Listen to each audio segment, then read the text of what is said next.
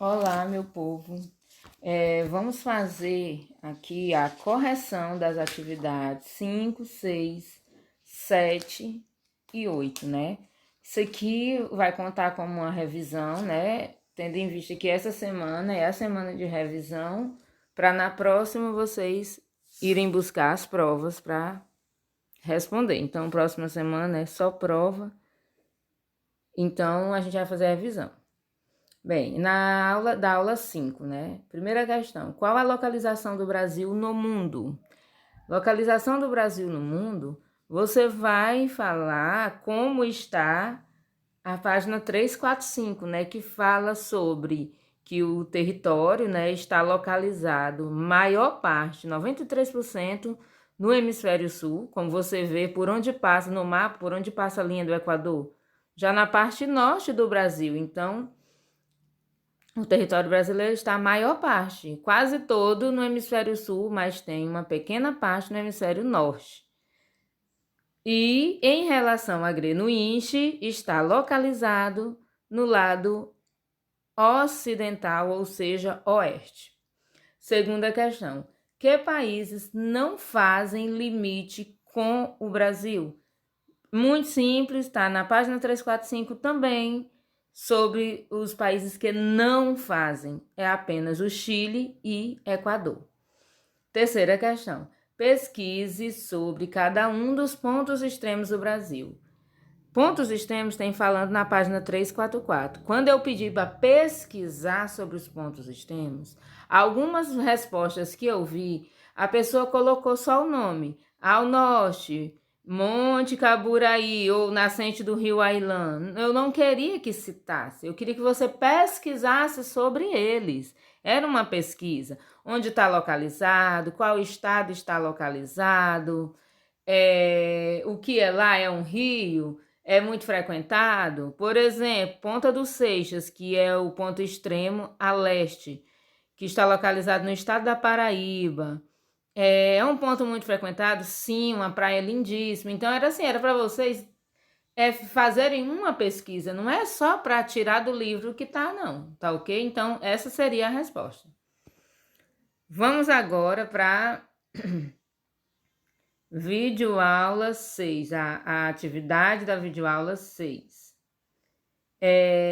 Primeira questão: pesquise sobre a Tríplice Fronteira. Mais uma vez, pesquise, porque dizer o que é a Tríplice Fronteira, na página 345 vem falando que existe um marco, um obelisco das fronteiras, né?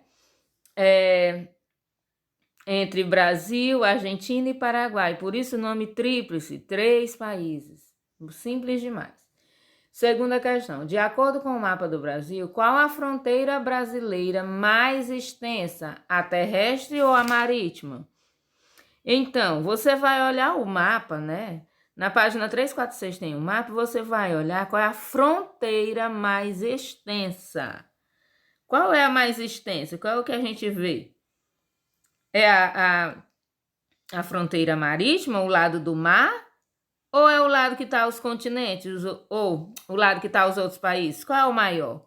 Com certeza, a fronteira mais extensa é o lado dos outros países. Uruguai, Argentina, Paraguai, Bolívia, Peru, Colômbia, Venezuela. Então, é uma área mais extensa, contornando quase todo o Brasil. O lado do mar não é grande, mas não é tão grande. Terceira questão: com qual dos países o Brasil possui a menor extensão de fronteira? Menor. Agora é o contrário, agora é a menor. Qual é a menor? Qual é o país que tem menor porção de terra fazendo fronteira com o Brasil? Você olha lá no mapa. Claro que não tem como você medir exatamente, mas você pode ver que tem uns países no norte que, Venezuela é pequeno, mas não é igual a Colômbia. Guiana é pequeno também, mas é uma fronteira maior do que a Guiana Francesa. Tem uma fronteira. O país é pequeno, mas o trecho de fronteira, né, pega o contorno do Amapá todo. Então, o de menor fronteira é a Suriname, que você vê, o país é um pouquinho maior que a Guiana Francesa, mas ele tem uma fronteirinha é menor. Quarta questão. Que escalas podemos usar para maiores detalhes? Lá na videoaula vem falando. Se eu quero maior detalhe, eu tenho que escolher uma escala que tenha o quê? Uma escala maior. Mas qual é a escala maior? É aquela que tem mais números ou menos números? Lá vem dizendo, é só você conferir lá. Quinta questão. Em um mapa de escala, questãozinha de cálculo, a gente sabe que a fórmula tá lá na videoaula. Escala é igual ao D maiúsculo, que eu chamo Dzão, sobre Dzinho, ou seja, escala é igual ao tamanho real sobre o tamanho no papel ou no mapa. Mas eu coloquei outras formulazinhas para ajudar. A fórmula principal é igual Dzão sobre Dzinho, Dzão dividido por Dzinho. Mas eu coloquei outras fórmulas já detalhadas para ficar mais fácil. Por exemplo, se você quer achar o Dzinho, ou seja, o tamanho no mapa, a fórmula é Dzinho é igual ao Dzão, tamanho real, dividido pela escala. Que essa escala você não coloca o 1. Por exemplo, se tem 1 sobre 5 milhões, você coloca só os 5 milhões, não precisa escrever o 1. E temos a outra fórmula, que é o Dzão igual ao Dzinho vezes escala, ou então escala vezes Dzinho. Vamos lá. Em um mapa de escala 1 para 5 milhões, ou seja, ele já me deu a escala. Qual a distância no mapa, ou seja, qual a distância menor, o Dzinho, de uma cidade que está a 600 quilômetros, então já deu o tamanho real. Eu só jogo na fórmula. Qual é a fórmula melhor para eu encontrar o Dzinho? É o Dzinho igual ao Dzão dividido pela escala. Eu coloco Dzinho é igual a 600 quilômetros dividido para 5 milhões. Como o real está em quilômetros, eu tenho que transformar de quilômetros para centímetro. Como que eu transformo? Eu acrescento 5 zeros. Então, ao número 600, eu vou acrescentar 5 zeros. Aí fica o quê? 6... Só um minuto. Aí fica o quê?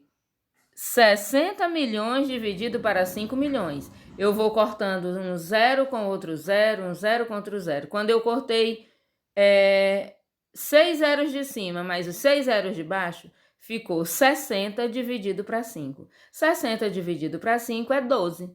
Como é o Dzinho, a gente acrescenta o centímetro, então fica 12 centímetros.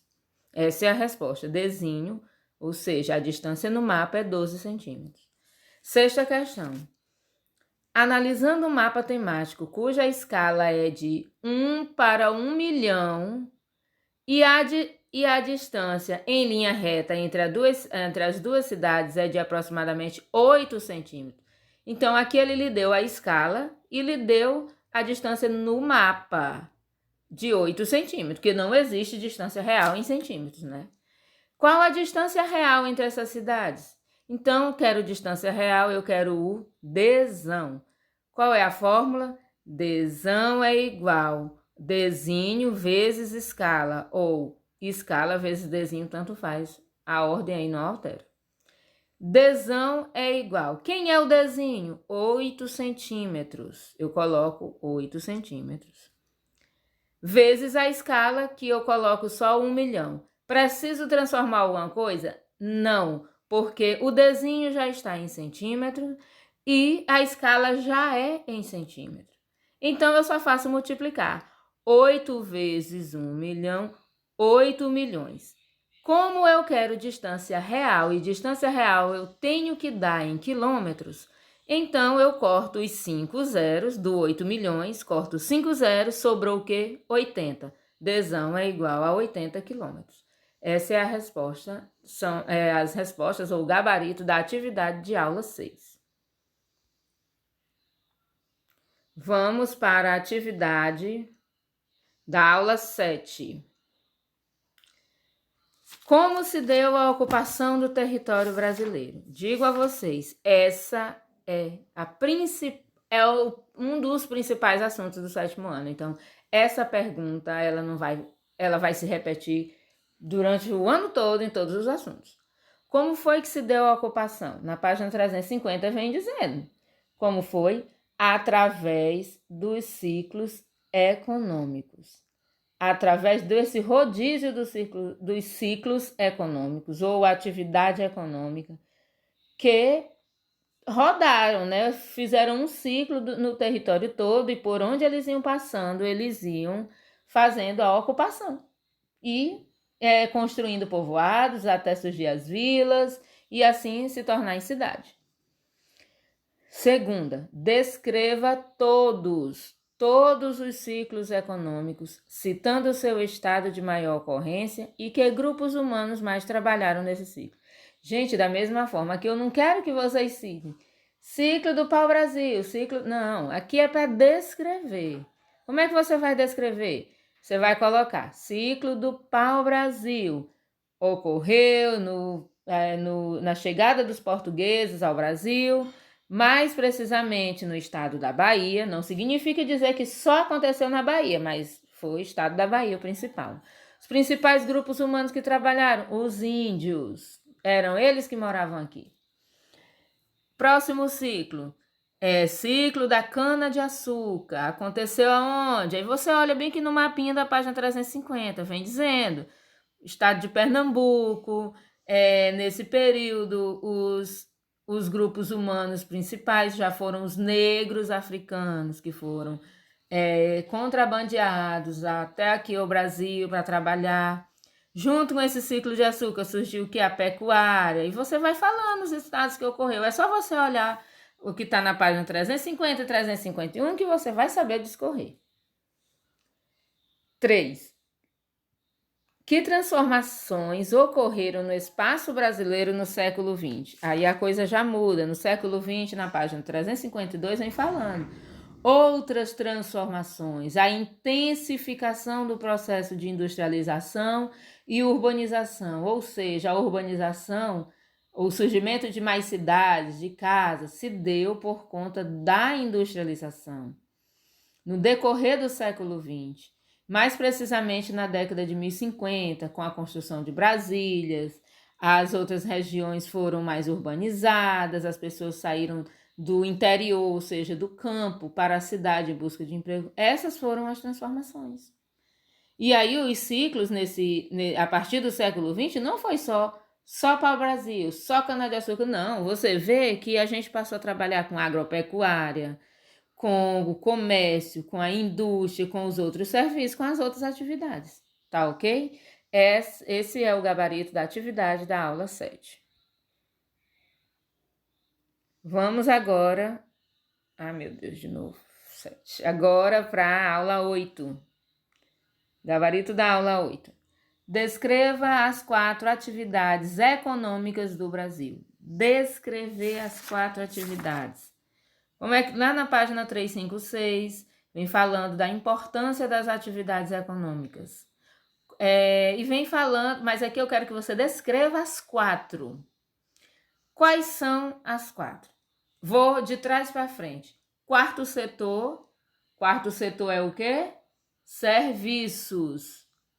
Ou seja, aquilo que não é comércio, por exemplo, serviços bancários, serviços de saúde. Você vai falar um pouco dele. Quarto setor, setor de serviços, engloba as atividades bancárias e tal e tal.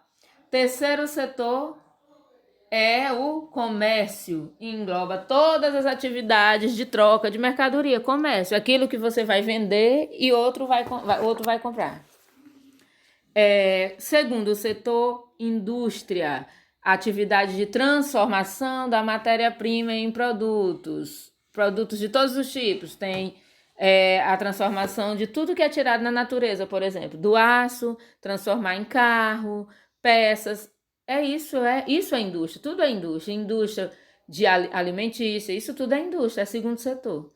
Primeiro setor, as atividades de agropecuária e extrativismo. Lembrando que agropecuária é a agricultura, cultivo de produtos agrícolas, gêneros agrícolas, e pecuária, cultivo de animais, que não é só o boi, lembrando, né? Porque toda vez que fala em pecuária as pessoas só associam ao bovino, e não é só o bovino. Tem os equinos, suínos e etc. E o extrativismo, que também faz parte do primeiro setor, extrativismo animal, vegetal, que é animal, caça e pesca, vegetal, extração de produtos vegetais da própria natureza, e mineral, extração de minerais da própria natureza. Lembrando que extrativismo vegetal não é agricultura. Por exemplo, plantação de manga não é extrativismo. Eu plantei e cultivei. Extrativismo, eu extraí, por exemplo, o açaí. Eu peguei do jeito que estava, da natureza, e vou consumir, vender e etc. Essas são as 4 atividades. Gente, praticamente eu estou dando a resposta. Não tem como ter dúvida nessa prova. Não tem como dizer que não entendeu ou que tirou nota baixa porque a aula é à distância. Não tem como. Sinto muito. Segunda questão. Quais os principais meios de transportes usados para o benefício da economia brasileira? Quais são os meios de transporte, gente? Meu Deus, até isso aqui é resposta de ensino fundamental menor. Os meios de transporte, quais são os principais? Os da ferrovia, que são metrô, trem, rodovia, tudo que diz respeito a rodas, grandes carretas, caminhões, ônibus, etc. Hidrovias, barcos, lanchas, navios e aerovias. As aerovias não preciso nem dizer, helicóptero, avião, isso são meios de transporte. Quais os principais setores econômicos do Piauí? No Piauí, nós temos setor econômico. Quais são das atividades econômicas, né? Setor primário, secundário, terciário ou quaternário. Nós temos todos? Temos. Pequenas indústrias, sim, principalmente alimentícias e de roupa. Mas nós temos também... Mas qual é o setor principal? O terceiro e quarto setor, gente. Comércio. Comércio e serviço é o carro-chefe no Piauí. Serviços, podemos destacar, inclusive, serviços de saúde, né? Que todo mundo sabe, Piauí, Teresina é conhecido como a capital que tem a medicina avançada e tal, tal, tal. Que não é só, mas assim, da região aqui, muita coisa que você consegue resolver, mas ficou conhecida assim e vai ser assim. Então, essas são as respostas da atividade 8. E aqui eu encerro, porque essa videoaula que eu estou postando agora é a videoaula 9, revisão, tá ok? Então, um abraço, boa prova. Antes da prova, se você estiver em dúvida, pode me perguntar. Mas na semana de prova, próxima semana, não tem como me perguntar, porque, por favor, a prova já é feita em casa, então... Mas antes disso, você pode tirar dúvida até o dia, a véspera de você pegar a prova. Detalhe, entregue a prova na data em que a escola pedir. Porque assim como vocês estão em quarentena, em isolamento, nós também estamos. Então não tem como a gente ir mais de 2 vezes na escola, como aconteceu na prova passada, para pegar material, tá ok? Então, se liguem aí. Qualquer dúvida, pode me procurar. Até mais.